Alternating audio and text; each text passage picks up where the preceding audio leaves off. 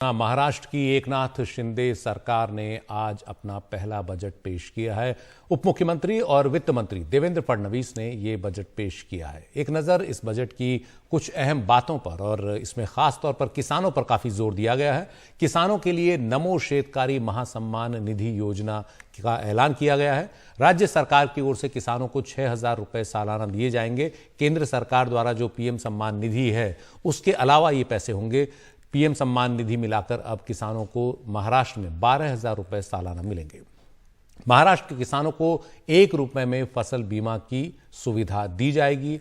किसानों के लिए ऋण माफी योजना का भी ऐलान बजट में किया गया है। 12.84 लाख किसानों के खाते में 4,683 करोड़ रुपया राज्य सरकार भेजेगी। किसानों की आय बढ़ाने के लिए महाकृषि विकास अभियान चलाया जाएगा। 5 साल में 3,000 करोड़ रुपए इसके लिए उपलब्ध कराए जाएंगे। प्राकृतिक खेती को भी महाराष्ट्र सरकार काफी बढ़ावा देगी। 1,000 बायो इनपुट संसाधन केंद्र स्थापित किए जाएंगे। इसके तहत जन्म के बाद हर लड़की को 5,000 रुपए देने का भी बजट में ऐलान किया गया है। पहली क्लास में 4,000, छठी क्लास में 6,000 रुपए दिए जाएंगे लड़की को, और 11वीं में हर लड़की को 8,000 रुपए दिए जाएंगे। लड़की की उम्र 18 साल पूरी होने पर सरकार 75,000 रुपए देगी। ये ऐलान बजट में किया गया है। सरकारी बसों में महिलाओं को 50% की छूट, यानी उनका किराया अब सरकारी बसों में आधा हो जाएगा। यह भी एक बड़ा ऐलान है महाराष्ट्र सरकार का। मुंबई में महिला एकता मॉल की स्थापना होगी। कोल्हापुर जिले में कोल्हापुरी चप्पल क्लस्टर बनाया जाएगा ताकि वहां इसको और बढ़ावा दिया जा सके, इस हुनर को। मदर सेफ घर सेफ अभियान चलाएगी महाराष्ट्र सरकार, और इसके तहत 4 करोड़ महिलाओं और लड़कियों की स्वास्थ्य जांच कराई जाएगी। महात्मा ज्योतिराव फुले जनारोग्य योजना में 5 लाख तक का मुफ्त इलाज होगा। यह ऐलान भी किया गया है।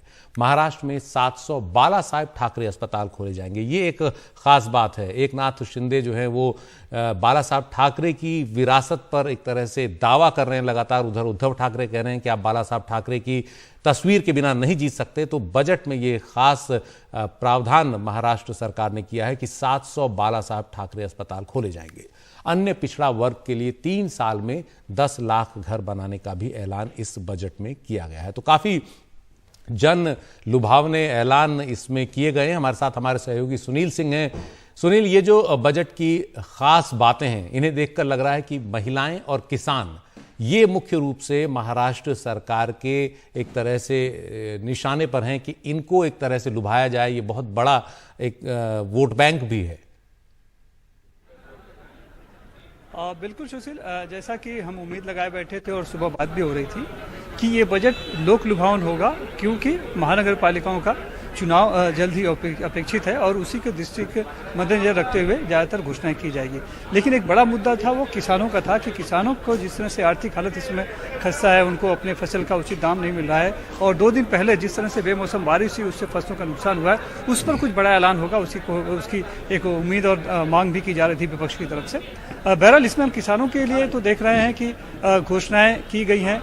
खास करके 6,000 रुपये उन्हें सालाना देने की बात की गई है, जैसा कि केंद्र सरकार देती है। यानी कि राज्य सरकार 6,000 देगी और केंद्र सरकार 6,000 दे रही है, तो अब कुल 12,000 रुपये सालाना उन्हें मिलेंगे। यानी हर महीना हम देखें तो 1,000 रुपये किसानों के सम्मान निधि के तौर पर उनके खाते में जमा होगा।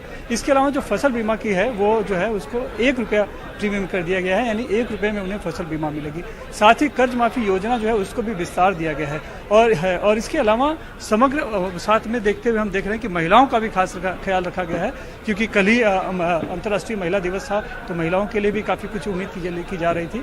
तो उन्हें एसटी बसों में 50% की छूट की उसमें बात की गई है, और भी अलग अलग योजनाओं के तहत लाभ देने की फिलहाल कोशिश की गई है। साथ ही इस बजट में हम देखें तो इंफ्रास्ट्रक्चर पे भी काफ़ी जोर दिया गया है। जितने भी सड़क के निर्माण के और बाकी काम चल रहे हैं उसमें काफ़ी बड़े पैमाने पर पैसों की प्रस्तावित किया गया है। मेट्रो की योजनाएं जो है, रेल जो है परियोजनाएं जो हैं मुंबई और मेवाड़ी क्षेत्र में और भी बढ़ाने की बात की गई है। तो कुल मिलाकर कोशिश ये है कि कुछ न कुछ लोगों को सुविधाएं दी जाएं और सहूलियतें दी जाएं, ये कोशिश है।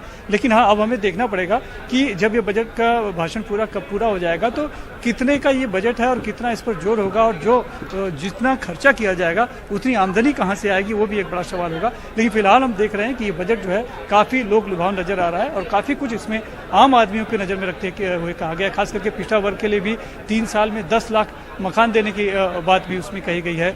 इसके अलावा जो स्वास्थ्य के ऊपर विशेष ध्यान दिया गया है। 700 अलग बाला साहेब ठाकरे अस्पताल खोले जाएंगे और वहीं पर जो 1.5 लाख रुपया जो था पीबैक किस्त थी महात्मा ज्योतिबा फुले अस्पतालों में जिस तरह से ऑपरेशन हुआ करता था, अब उसमें 5 लाख की निधि बढ़ा दी गई है। तो ये जो की गई है काफ़ी कुछ कोशिश है सहूलियत और सुविधाएं देने की, एक तरह से घोषणाएं की गई है, लेकिन इन सब पे क्रियान्वयन को कैसे होगा और इस पे जितने पैसे खर्च होंगे वो कहाँ से आएंगे, ये भी देखना एक महत्वपूर्ण बात है। जी, यही बड़ा सवाल है कि इतनी लोक लुभावन घोषणाएं तो की गई हैं, लेकिन जमीन पर अमल कैसे किया जाएगा।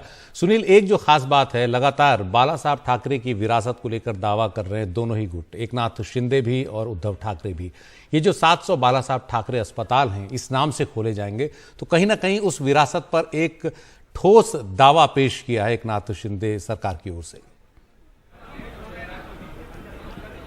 देखिए, जब एकनाथ शिंदे और उनके साथ 40 विधायकों ने जब बगावत की तो उनका सबसे बड़ा जो मुद्दा यही था कि शिवसेना ने कांग्रेस और एनसीपी के साथ जाकर हिंदुत्व का विचार को छोड़ दिया और बाला साहब ठाकरे के विचार को त्याग दिया है।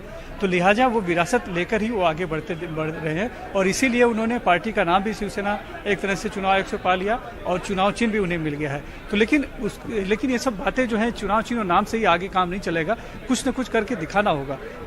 और यही वजह है कि बाला साहब का नाम लेकर, साथ में उनकी तस्वीर लेकर या फिर उनके विचारों को आगे बढ़ाकर ही वो शिवसेना का जो बागी गुट है, खास करके एकनाथ शिंदे है जो अब शिवसेना के तौर पे जाना जा रहा है, उसको तभी वो जाके जनता में स्थापित कर पाएंगे अपने के लिए। तो फिलहाल यही है, जैसा कि उद्धव ठाकरे भी कहते हैं कि हर जगह पहले एक जगह नरेंद्र मोदी का नाम चलता था, लेकिन महाराष्ट्र में नरेंद्र मोदी नहीं चलते हैं, महाराष्ट्र में बाला साहब ठाकरे चलते हैं। यही वजह है कि उन लोगों को बाला साहब ठाकरे चुरा रहे हैं। उन्होंने एक तरह से उन्होंने चोर भी कहा है, दूसरे के पिता का चोर भी कहते हैं वो एकनाथ शिंदे को। तो स्वाभाविक तौर पर बाला साहब के विचार को लेकर आगे जाएंगे और उसमें कुछ न कुछ करके दिखाएंगे जिससे लोगों को फायदा हो, तो ही जाकर लोग इनके साथ जुड़ पाएंगे। और इसी कोशिश में फिलहाल हमें दिखाई पड़ रही है शिंदे फडणवीस की सरकार कि उन्होंने अब मुंबई में आपले अस्पताल करके चलाया है, वो भी बाला साहब ठाकरे के नाम पे है। और अब देख रहे हैं कि 700 ऐसे अस्पताल बनाए जा रहे हैं जो बाला साहब के ठाकरे के नाम पे होंगे, ताकि लोग वहाँ पे इलाज करा पाएं।